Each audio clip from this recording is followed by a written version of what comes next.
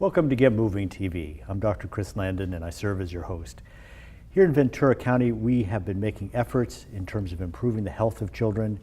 We've introduced the Pediatric Diagnostic Center some 25 years ago so that children wouldn't have to travel to Los Angeles to see specialists.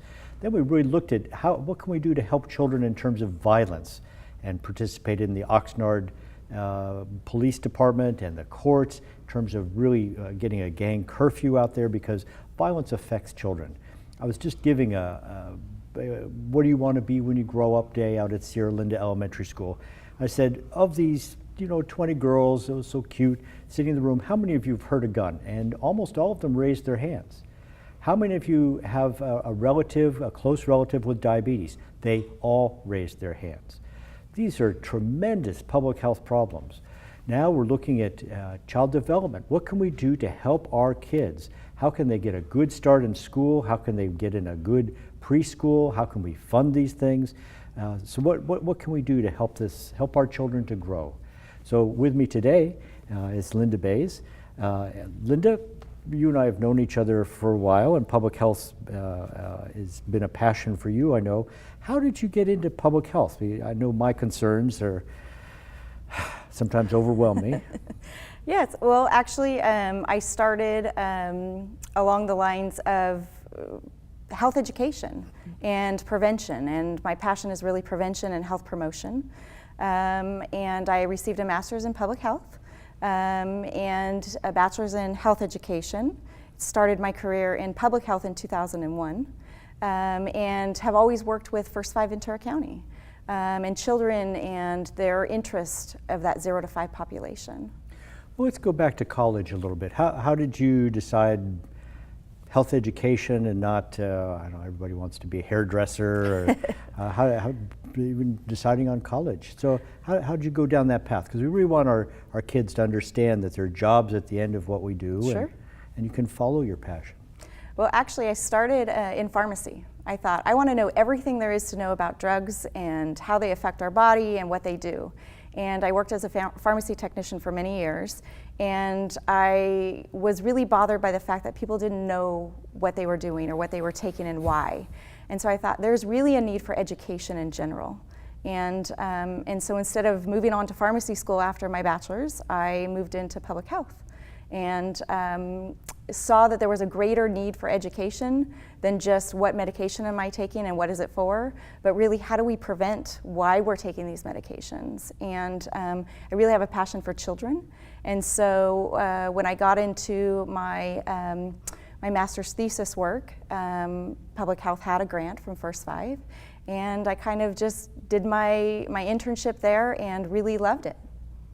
Now, First 5 has been funded by tobacco taxing, and thank goodness, in a sense, the amount of money has been going down with the First 5, which is kind of a good thing. Right. So we're going to need to find that funding from somewhere, Ventura.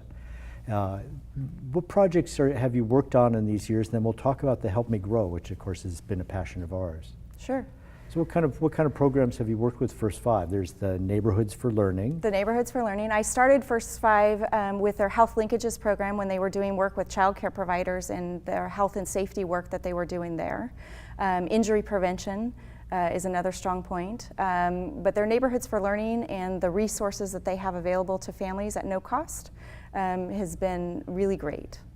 Well, let's talk about injury prevention. I was at a conference in Mexico City, and strange enough, nobody was wearing earrings or rings or a watch or a necklace while I was there. But we were talking about what you can see a pickup truck full of farm workers all packed in the back of a pickup truck, no seatbelts going down the highway, and you think nothing of it. In terms of ladders, safety, and gloves, and dehydration, and all that we really have to be aware of injuries for our parents. What kind of injury prevention things were you working on with First 5? Really looking at childhood injury prevention, so unintentional injuries such as drowning prevention, car seat safety, home safety, so we look at falls because that's the #1 incidence of injury. Those types of unintentional injuries, specifically for those little kids, like crawling on the floor and looking for things that they could choke on and those types of things. Now for me, asthma is of course my passion, and that's the inside of the house too. Sure. We've got mold and dust mites and cats, those evil things from Egypt. I don't know what they are. As you were working on other things, is health and nutrition part of First Five and public health? What kinds of things are we doing in Ventura County for healthy eating and active living? So through our public health grant with First Five, we do some nutrition education through the Neighborhoods for Learning. We talk about portion sizes and reading labels and different things like that. We also have, through our health education department, they have a grant that is exactly that, healthy living active, or healthy eating active living, and they're doing different work throughout the county. All right, well now let's get to Help Me Grow. So here we have some people estimating one out of every birth is going to have a child with autism somewhere in the spectrum. We worry as a medical reviewer for Regional Center, even seeing things like just inability to talk at age 15 months, 18 months, coming out with sentences just makes kids mad. They really have no way. They're trying to communicate. So it's not just about autism. So the Help Me Grow, I know we started with First Five funding, really just trying to get my pediatricians to do screening. And we were talking earlier that he's 3 years old. Einstein didn't talk till he was 3, and he said, the soup is too cold. Your kid's gonna talk, your kid's gonna talk. Well, because what we know is it's that early intervention that makes a difference. It's that applied behavioral analysis for kids with autism. If we pick it up at 18 months and 24 months and waiting till age 3 for ABA, the applied behavioral analysis, it's late. We really have this monkey see, monkey do, mirror neuron that we really need to build up in these children with this communication and social difficulties that they're having. So what was the predecessor to Help Me Grow, and how did it become Help Me Grow, and how is Ventura unique in this? Well, actually, Landon Pediatric Foundation, you're well aware, received some funding from First Five to work with medical professionals to do standardized developmental screenings. At the same time, Public Health received some funding to do some education with parents and to help promote developmental screenings out in the community. What we found is that there were very few pediatricians or family practice physicians who were actually doing developmental screening, standardized developmental screening, so the Ages and Stages questionnaire or the PEDS.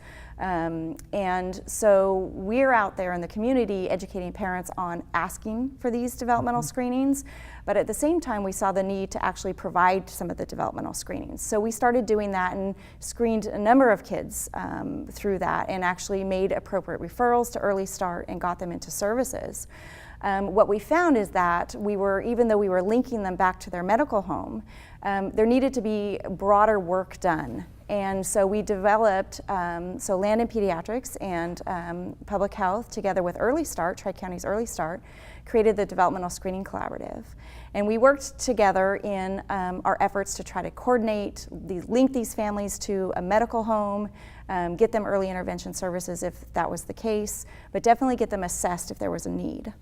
In 2011, we had the opportunity through this learning community, which is this Help Me Grow National, put out this learning community in the state of California.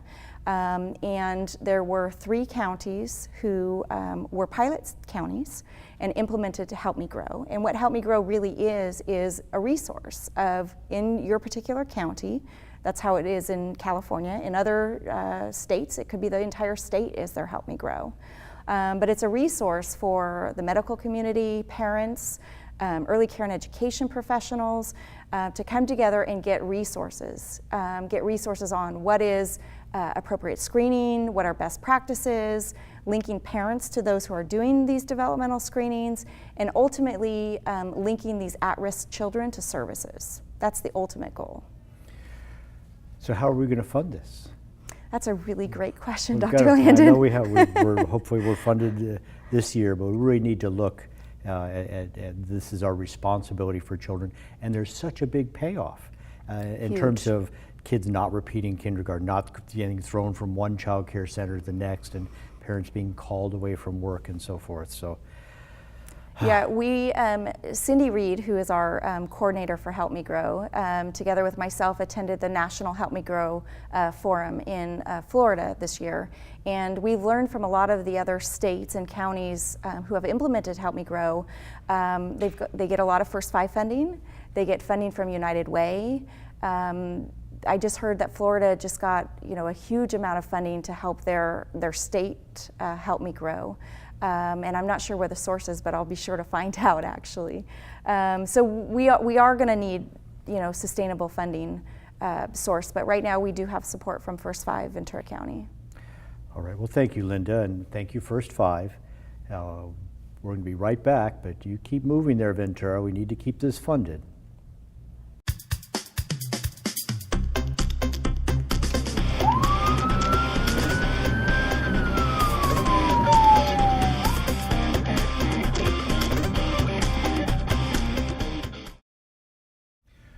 Welcome back, Ventura. One of the things that we do is we bring in summer scholars. We really want to encourage people to have careers in medicine or whatever they want to have a career in, but at least to get a taste of things. We've had some of our summer scholars have gone on to serve their country as Army doctors, or Air Force actually, John, sorry. Pediatric intensive care unit nurses. We have someone in nursing school now. We have someone who went back to Kansas and became a family practitioner. So with me today is our summer scholar, Milan. So we have high hopes for you. And Definitely. So what do you want to be when you grow up, and what made you want to do that? Well, I've always had an interest in science and in medicine especially, and last summer I traveled to Oxford to take medical science classes and bioethics classes, and so that really sparked my interest in the field of medicine as a possible career. I really wanted this summer to get some more experience in an actual medical setting, to know that this is really the choice that I want to be making and this is what I want to study later on in college. And so that's the experience I hope to get this summer. Well, that's a great interview answer there. So we've gotten you involved in some things already. I mean, I started 5 in the morning and I'll end at 9 tonight. So what kinds of activities have we had you do so far? Well, I sat in on an institutional review board meeting for the hospital at Ventura County Medical Center, and we discussed multiple research programs and proposals that are going to go on in Ventura or are being proposed, some involving cystic fibrosis and type 2 diabetes, and even sudden cardiac arrest deaths. And then yesterday, I also took part in a statewide cystic fibrosis meeting on the phone, a telephone conference, and we discussed some of the current newborn screenings that are going on and some of the ethics issues and just issues surrounding that and parental screening as well. And these are, so biomedical ethics at Oxford, that's very good. But here we are where we've got children who have newborn screening for cystic fibrosis at birth. Some of them are going to have a very mild form. Some may not have manifestations till they're 55 or 65 years old. And there you have, on the phone with you was UC San Diego, UC San Francisco, UCLA, Children's Hospital Los Angeles, the California Department of Public Health, and we didn't know the answers. How do you do that? How do we let parents know? How do we let parents who speak Mixteco know? Who speak Spanish know? Is it different from being from Honduras or Guatemala than it is from?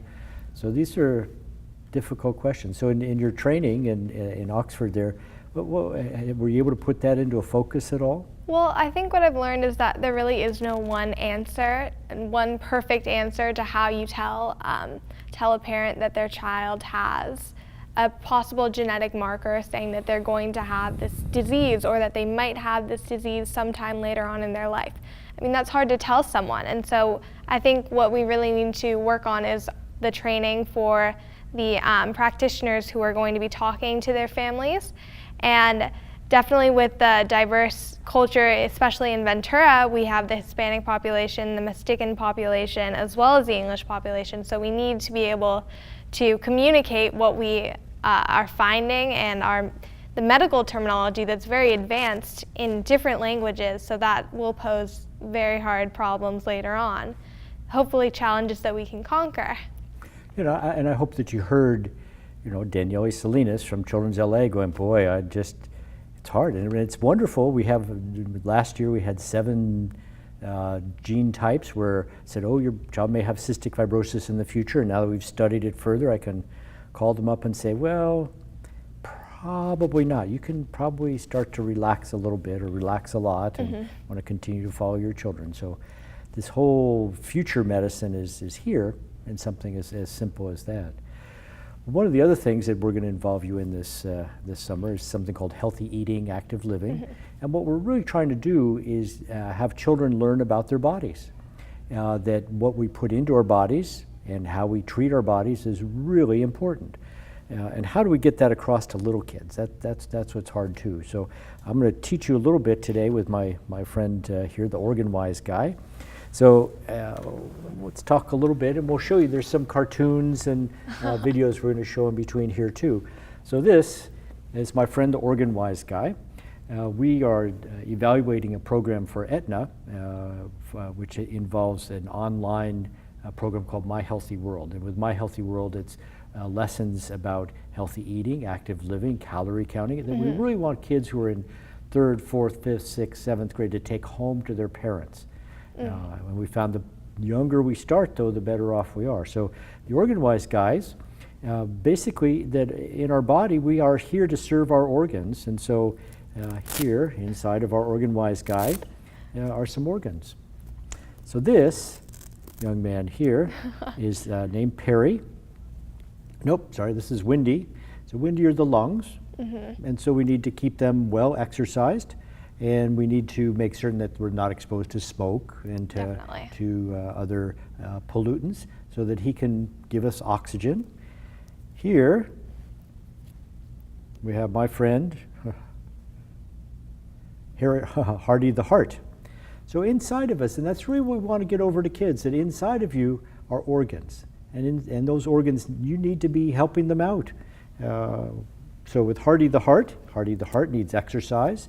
He needs hydration, so he needs to have enough water and enough food, and the proper food too. So we don't want it too high in calories and fat and so forth. Or salt.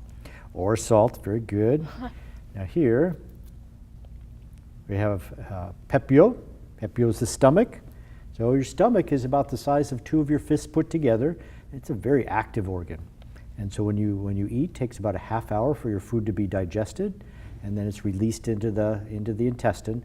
So we can have food that's maybe has too much salsa in it and get heartburn. So we want to be nice to our stomachs. And this is Luigi the liver. And so with Luigi, he's there to detoxify us, to take the poisons out and help make proteins. So he needs to have a good diet as well. This is my friend Peter the pancreas. Now Peter is our cause of diabetes. So if we're not good to Peter, if we don't keep our exercising, we don't eat healthily, then Peter just isn't able to make enough insulin and we end up with diabetes. And diabetes can affect your eyes, your heart, your gallbladder, and Luigi the liver. So we want to make sure that we're keeping all these organs nice and healthy. Now we have our 2 twins, the kidneys, cute little devils. So the kidneys, we need to have them well hydrated too. We need to drink plenty of water. And as it gets hotter this summer, we need to make sure that they're getting plenty of water so that they get a chance to function properly. Then we have Perry. And Perry's your intestine. So we don't want to get blocked up there. We need to have plenty of fruits and vegetables and fiber so that Perry has a good, healthy life. And then,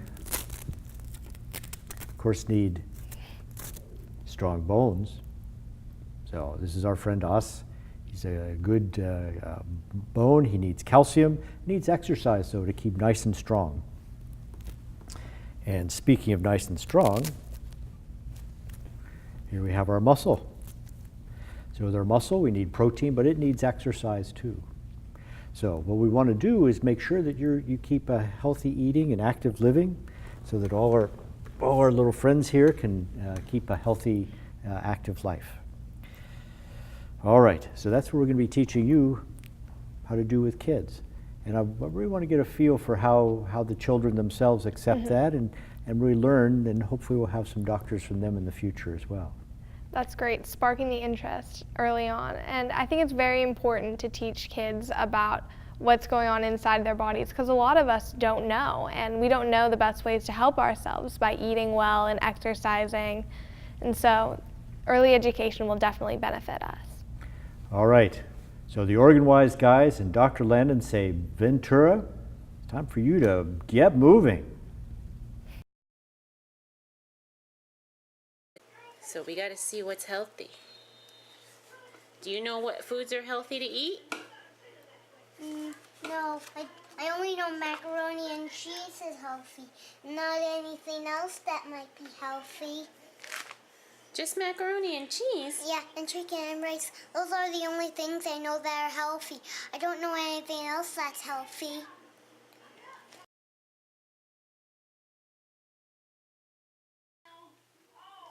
Hey everyone, today I'm going to talk about the organ-wise guys, and this is a fun and cute way to teach your child healthy eating habits.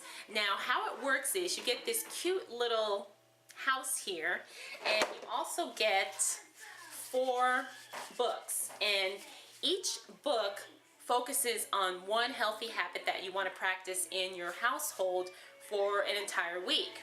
And so what you do is, you pick one book, and then you read this to your child, and then throughout the week you practice the habit that you learned about in the cute little story. And then at the end of the week, you or your child, as a reward, gets one of these adorable little beanies here that kind of helps to reinforce the habit that they've learned and the knowledge that they've gained from practicing the habit all week. So this was a fun activity. It was a fun, project for my son. We talked about eating healthy, why you should eat healthy, and some different functions, the different organs, in his body, what they're responsible for, and how taking care of those organs can help make him healthy. So I'm going to share with you a little bit of footage that we took throughout the weeks as we were going through the program. Okay, look, here's your thing. What'd you say? Does it have any sandwiches in the set? Sandwiches? Yeah, sandwiches are a really healthy thing to eat. This one. Okay, so that's the one we're going to do first? Yes. Okay, that is, show mommy. Say this one is low fat. This one is low fat. Say low fat is Low healthy. fat is healthy. These are healthy kidneys. What are those? Healthy kidneys. Really? How do you get healthy kidneys? Say drink water. Drink water. Say drink lots of water. Drink lots of water. High fiber. Say, Eat high fiber. why do we need to eat high fiber? I don't know. To keep things moving. Hey, say it again. Keep high fiber to keep things moving. Okay, so here is all of the Organ-Wise Guys beanies that we've gone through over the past few weeks, and then these are the books here that we read. And my son really doesn't like to color, so we didn't color them, so all I did was read them to him. But he has a pretty good idea now of what healthy eating is and how it benefits his body. He knows about exercise, and he knows about eating lots of fiber and drinking lots of water. So this was a really fun and cute way for him to learn about eating healthy and taking care of his body. So if you're interested in learning more about this little activity or this program, you can go online and visit organwiseguys.com, and I'm making sure that I have the correct info for you, but it's organwiseguys.com. All right, thanks for watching. I'll see you again soon. Okay, show mommy what you got. Say, this is a healthy heart. This is a healthy heart.